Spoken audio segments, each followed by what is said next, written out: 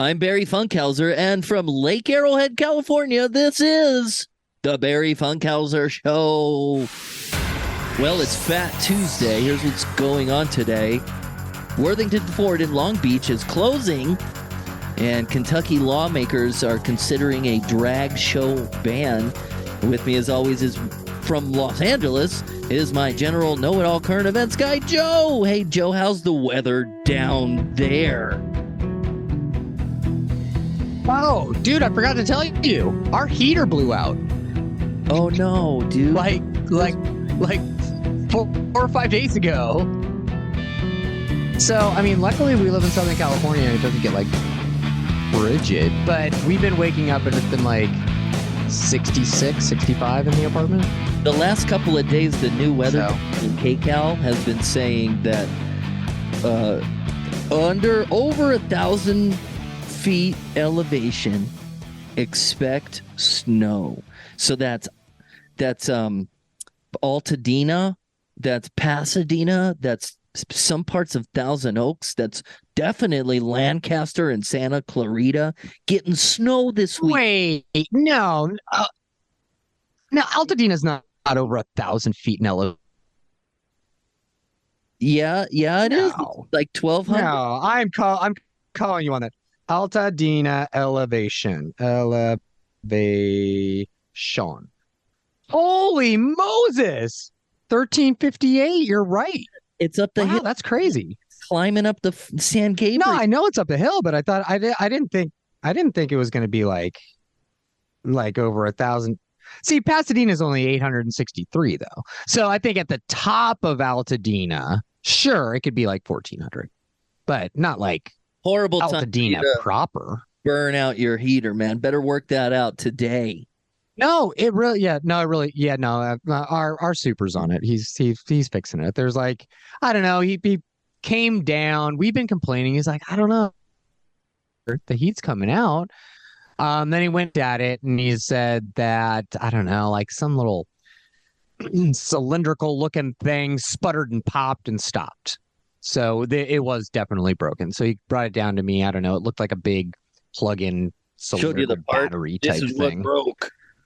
Yeah, I don't know. It was like some kind of like converter BS something. I don't know. Anyway, he has to get a new one and pop it in. This thing was squeaking. All I know is I'm cold. Just real cold. Oh, poor guy. I'm up here in Lake Arrowhead, freezing. They keep it at a cool 70 degrees. You have a working heater in your hotel. I have two. Yes, I do. That's 70 degrees. That's like, oh man, that is balmy. Yeah, well, I can control it above balminess. It doesn't go below. Give me that heat. And last night we saw wildlife for the first. Oh, it doesn't go below that? Oh. We saw. Oh, what'd you see? We saw. Wow, it's funny. There's a little bit of a delay here in between Los Angeles and Lake Arrowhead tonight. This afternoon. Maybe I'll blame the wildlife. It's we saw the butt. It looked like a cat butt with a tail, and the tail had stripy stripes on it. So I had a raccoon greeter right when I walked in the door yesterday here at the place, and walking around, checking me out. Not afraid of nothing. Just saying, hey, how's it going? Welcome here. Welcome to my house. So that was a no deer. Yeah, raccoons don't care about anything anymore. Yeah, but today's Fat Tuesday, isn't it, Joe? You said something about that. I know nothing about it. Is it a New Orleans kind of thing? Is that what's happening? Wait, you don't know about Fat Tuesday or Mardi Gras? I just know you know about Mardi Gras. You don't know what the reason is? All that? Not really. No. Tell me.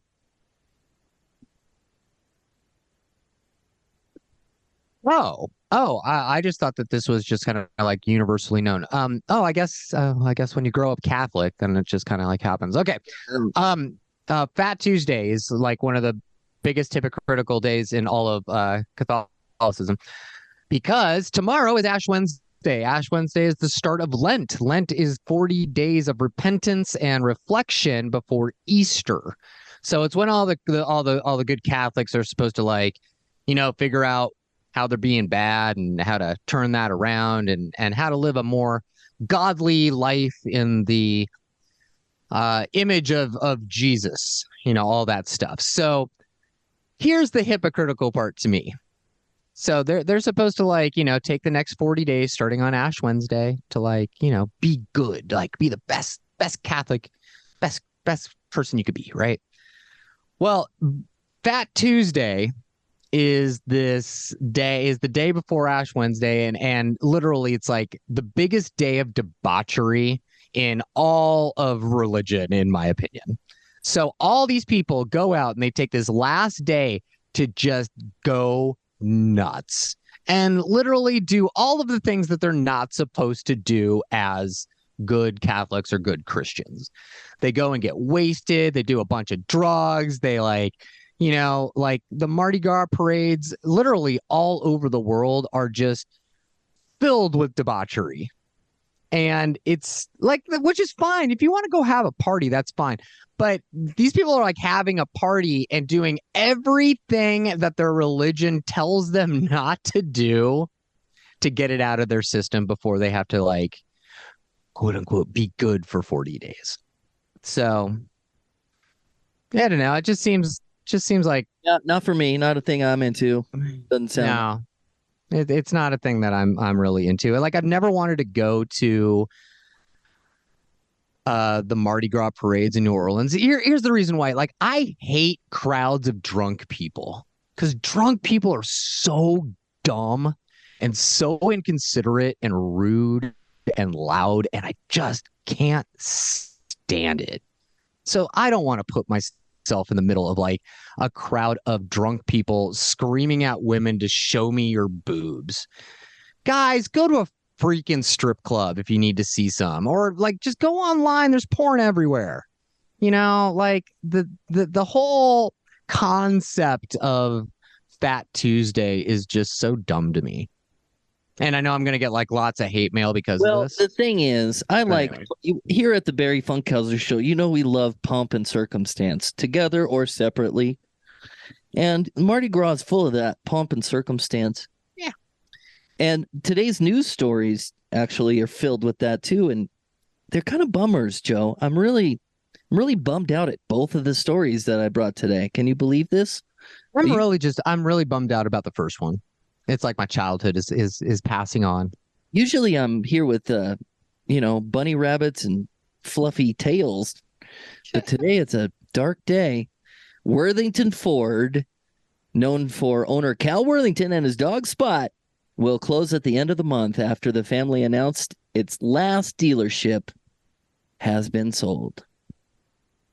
Worthington and his dog Spot. If you need a better car, we'll see Cal. It was just part of his kind of natural humor to kind of come up with something like that, to tease other dealers that would just use a puppy. It seemed kind of silly, so he just took it to the extreme. They don't get mad at me. My goodness, I'm not a Chevrolet dealer. You're like, oh! Everyone knows what you're doing. You're using a little puppy to try and get business. Well, here's an elephant. Here's my dog Spot, and everybody just loved it. They want to know if my dog Spot is tranquilized. My dog Spot is not tranquilized. They want to know if she has her claws, and she does. The employees of Cal Worthington Ford learned this week that the family's final car dealership had been sold. Nick Worthington's announcement coming nearly a decade after his grandfather's death. It was an extremely difficult decision, which is why it's taken us almost a half century to make it.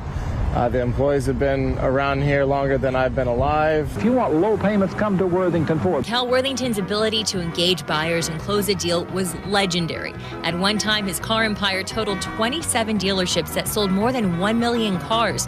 Now the Worthingtons are shifting focus to their other businesses. I'll try and stay off TV for the sake of Los Angeles. We do agriculture, we do real estate, nothing exciting, nothing anyone's really interested in. I'll try and stay out of your homes with my hat. Thank you, and thank you to a million people who went to go see Cal. I don't think people want him to stay out of their homes with his hat. Nick Worthington says his family will continue to support the community through their charity work, Southern California Children's Endowments.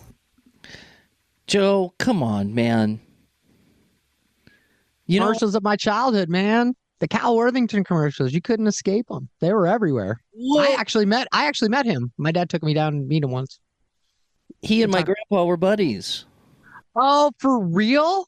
Yeah, man. They used to shop at the same outfit stores, and them old cowboy. That was my grandpa's friend, man. They're almost the same guy. So and we were both in my grandpa's in Long Beach. Like it was very synonymous to my childhood. I met a lot of those dogs. I met the spot 1, 2, 3, 4, 5, 6, 7. They were elephants, and I remember one of the first pictures I have of myself. I'm 6 years old. I'm wearing a leather jacket, and I'm on top of a camel. And I said, "Mom, where did you find me? How'd you put me on a camel?" I mean, this is a 35 Worthington Ford. That's how, son. We went to the Worthington Ford dealership. I didn't know that. And then I was on an elephant the same time. This was like before I could think, before I had memories. I just remember the picture going, oh, yeah, where was that? It was Worthington Ford, man. What a big loss. Well, the fact that they're car dealerships, and remember, Cal's been gone for over a decade. So this is, it's not like he died. It's just, he tried to do commercials. The grandson, he was trying to continue the legacy, but it just wasn't printing. It's not the same. It's like the sit and sleep guy is doing that right now. He's interjecting his son into the commercials. Like the more and more, Joe. What's that? I'm liking that more and more. The sit and sleep kid. I'm really digging that. The Mathis brother kid. That guy is a robot. He's a Zuckerberg, man. He's going to sell me a couch? No. Zuckerberg. He's not selling me no couch. He's selling me like something else. But the sit and sleep guy, he's rough around the edges, but he's coming around. I kind of like seeing the growth of the ads. I guess it's fine. It's just, sometimes it hits, sometimes it doesn't. Cal was he was such a unique personality that I don't think anyone is going to be able to step into his shoes. He was the Johnny Carson of car salesmen, guys. That's it. There's just one of them. You're never going to ever repeat that again. Yeah. The other reason is because, times have changed. People don't buy cars in the same way. People buy less cars. You're not going to a car dealership because they have a monkey you can pet anymore? No. You're doing all of your shopping literally online, and then you're emailing the GM. If you're smart, you're doing all of your shopping online. Then you're emailing the GM and working directly with the GM. Don't ever go and deal with car salesmen. They are the worst, absolute worst human beings on the planet. They suck. They all suck. I have never had a good interaction with an actual car salesman. GM for a car dealership, usually a pretty intelligent and nice person. Car salesmen suck. I called one. Well, I went online and I was looking for a car, and I wrote in the notes, "Do not call me." I didn't even put my number there. Dude, 5 minutes later, I got a phone call. "Hey, this is Joe over at Ford." You know what? That would instantly I would say, "Hey, you just disqualified yourself. I'm not buying a car from you ever again." I hung up, and the dude called me 8 times. No, that is like the hard sale. No. If I ask you a very simple request of do not call me, let's just email, and then you disrespect me by doing the exact opposite of what I asked, you are losing a sale, and I am never, ever coming back. Yeah. Ever. Yeah. See, all bummers today. Just be nice, but just be respectful of people. People don't want to talk on the phone. We don't want to talk on the phone. Just like email or text or something like that. I don't want to talk to you. What about the same reason why I don't watch videos. What about the Budweiser commercial? It takes too long. Where the couple were dancing along to the on hold music. That didn't ring a note for you? Are you talking about a Super Bowl commercial? Oh, you didn't see it. I didn't watch any of the commercials or the Super Bowl. I don't. It makes no difference to me. I am not going to be swayed by a commercial. They were trying to make it doesn't. No, I don't care. And it did. I don't think so. Please. No, because no one wants to call or be on the phone anyway. Right. Anyway, it's sad that the Worthington Ford is gone. I was surprised by the fact that they had 28 dealerships and sold over 1 million cars. That's a lot. Yeah. Sheesh. Yeah. Wild, man. The car dealership days of the 80s and 90s, man. What a time it was. There was one on every corner. Now it's keys. Stop. It really was. Now it's not. What'd you say? Okay, here's the thing. Keys. I wasn't gonna mention it, but you What did. company Keys is where buying? I went and where I will never, ever shut in. Oh, that's the one? Yeah. Well, you learn something when The Lexus GM is decent. The Toyota keys sucks. I would never recommend that business to anybody. Please, if you are in the Southland, buy your car from any other dealer but Keys. They are not nice people. They are no. Especially Keys Toyota. The guys over there are just jerks. So I recommend literally any other dealership in Southern California. get it all. But I'm trying to. But again, if you're going to buy a car, shop online, find the car you want, speak only with the GM, only over email, get everything in writing so you have a record, because they will try to screw you any chance they get. There you go. I'm done. Yes. It doesn't matter because people aren't going to buy cars in like 50 years anyway. Like we are on the way out. Cars are no one. Gen Z does not want to drive. They don't even want to get their license. They don't care. They just want people chauffeuring them around in Ubers and Lyfts all day long. Well, you got 50 years. You said in 50 years, so that's enough time for me. No, I mean, in 50 years, there'll be no car sales. In 50 years, the only people that will be manufacturing cars is going to be like whatever rideshare, automated, self-driving company is chauffeuring people around. That's it. No one's ever actually going to be driving a car anymore. It's just going to be robots. We'll see. In 50 years, we're either idiots or geniuses. We'll find out. There's a time capsule for you. I'll be dead, so it doesn't matter. Oh, we'll see about that, Mr. 100 years old. All right. Well, today's show is... I don't want to be 100 years old. That sounds awful. Hey, what if science catches up, man, and it's the new 50? You never know. A lot can happen. No, see, like actually, someone just did a study and they were trying to find the upper limits of humanity. And they feel that with a few exceptions here and there, really the top level, even if everything is perfect, is like 115 years old.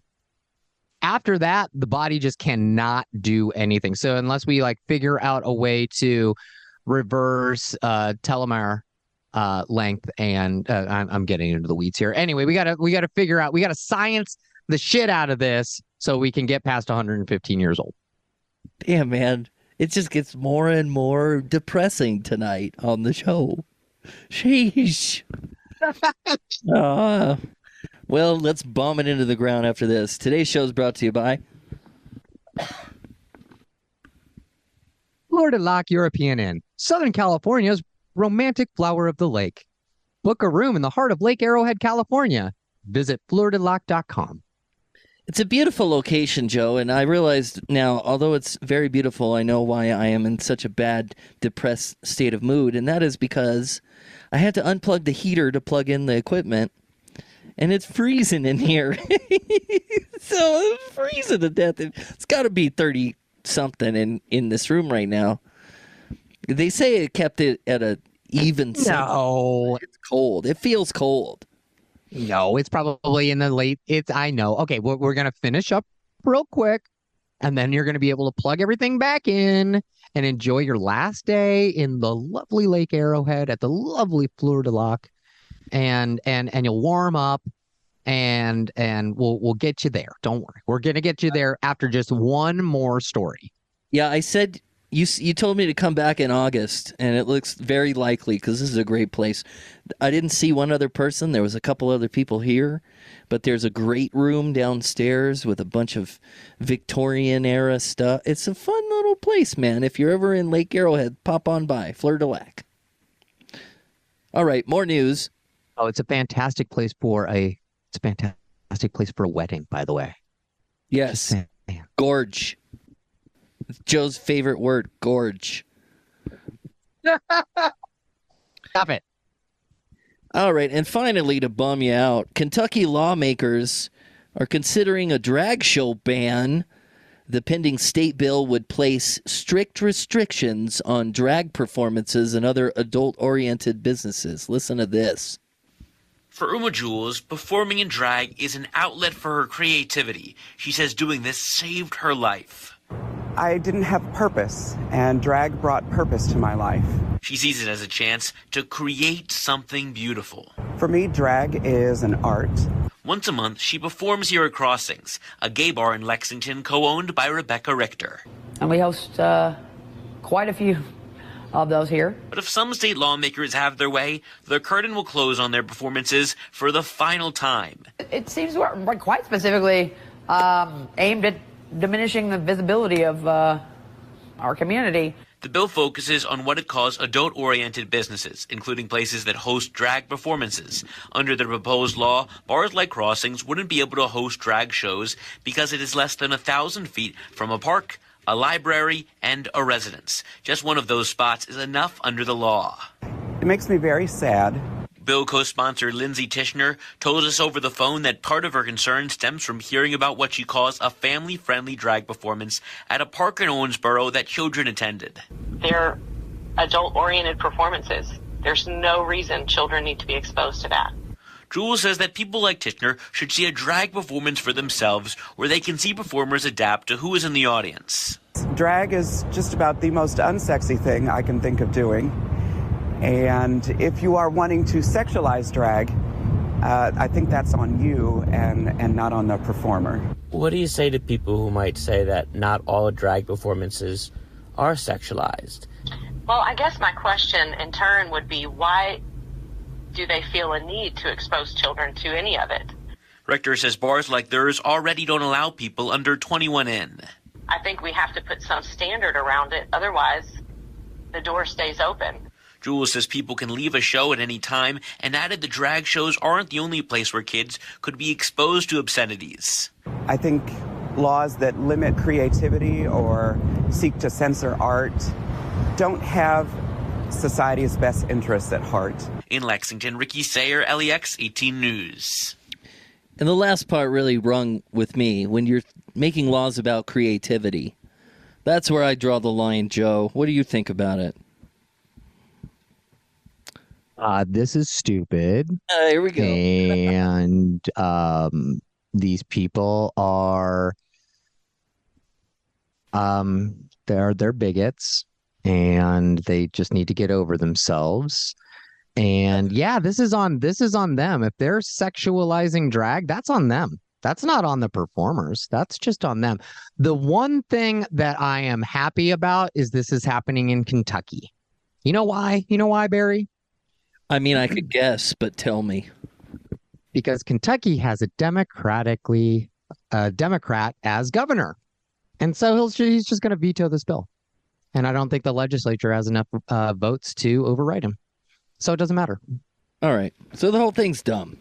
It's all dumb, and it's all just posturing. These people You ever are... been to a drag show? Yes, many times. Yeah, me too. Like, I don't like it. It's not a big deal to me. It's like, I don't, because I don't care about all this stuff. It's like, if you want to express yourself and you want to do that in drag, do it. Well, see, I don't care. Here's my feeling, Joe. I'm about to feel here. You got the feels, huh? You got the feels. My feeling is you're not allowed to have an opinion on anything unless you experience it for yourself and have that projection where you if you are against guns, you're not allowed to have a say unless you shoot one. That's what I think. Nope. I disagree 100% wholeheartedly, because Barry, I'm not gay. I'm never going to be gay. I am never going to understand what it is like to be a gay man in this society. I can still be a champion for the LGBTQ plus community. I can still understand that they have human rights too, because they're a human and they can just do whatever they want. I can do that. I could do the same thing for people that are of different ethnicities than I am. I can do this. I'm never going to be a woman. I can still champion for women. So I disagree. I am never ever. You're misinterpreting what I'm saying, but yeah, I agree with you. You're misinterpreting what I'm saying. I'm talking about these circumstantial events that take place, like being against a drag show. If you've never been, you have preconceived notions that are tainting the. Oh, okay, I understand. Well, that's yeah, I get that. Like, hey, you have a problem with drag shows, yet you've never actually been to a drag show. Right, it's just what you think. And if you have such an issue with, yeah, exactly. And but my thing is, it comes back down to being hypocritical again. Why is sexualization in a drag show bad, but you have strip clubs literally up and down your state, Kentucky? Well, they have the same. What's wrong? How is that different? Well, they're putting it in the same rule standards where you're not. Drag shows are not sexualized. They're dumb. They're silly. That's the word, silly, I think. People aren't getting naked. That's the thing. People are getting naked at drag shows. Yeah. So, but they're giving them the same rules that a strip club would have. But, the strip club has to be 1,000 feet from a residence or a park and all that stuff, which is the same thing.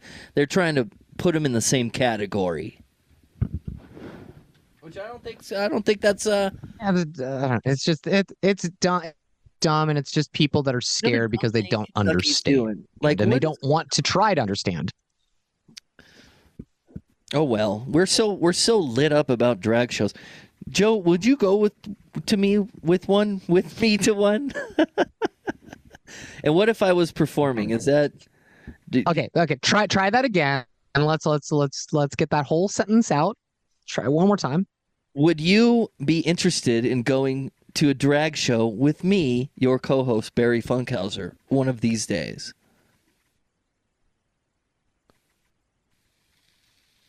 Sure. Why not? We can just go to what is it called? Is it Proud Mary's? Is that the one? I don't know. Trying to think of like the good drag. But the overall thing is, it's not like lewd, right? It's not something that's like. Are you Googling it? Oh man, your Google will change forever. I am. Hold on. Proud Mary, Los Angeles. Where is it? I think I might not be in the right spot. No, I have the wrong name. I got to figure this out. Good luck, dude. You can do the research. Oh, wait. I got to figure it out. But yes, yeah, I'd be happy to. Like, I'll just call up our drag buddy and we'll go with him.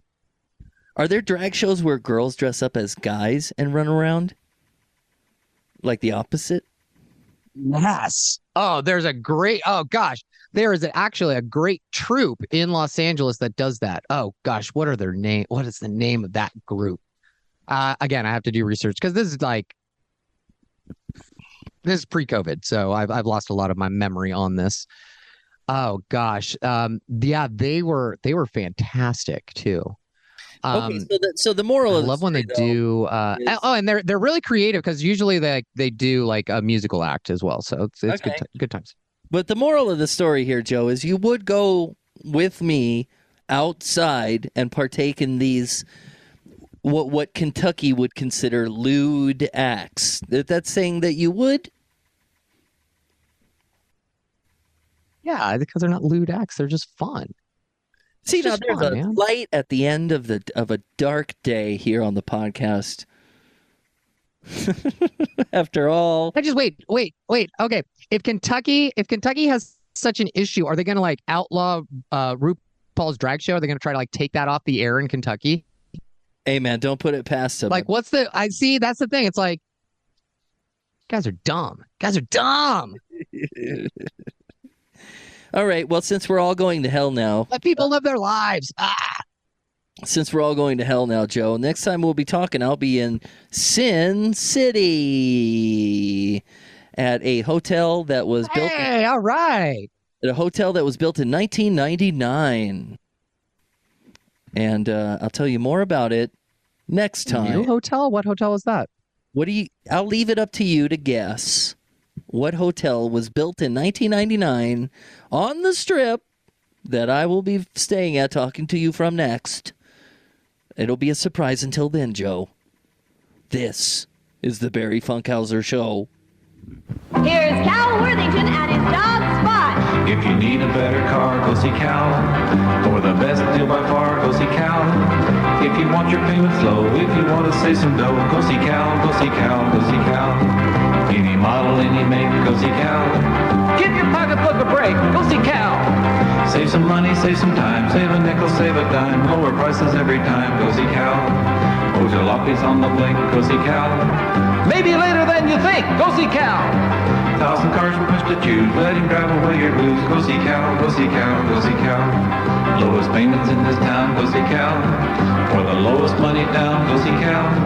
It's a giant supermart, save a bundle, play it smart, from the dealer with a heart, go see Cal. If you're a little short of cash, go see Cal.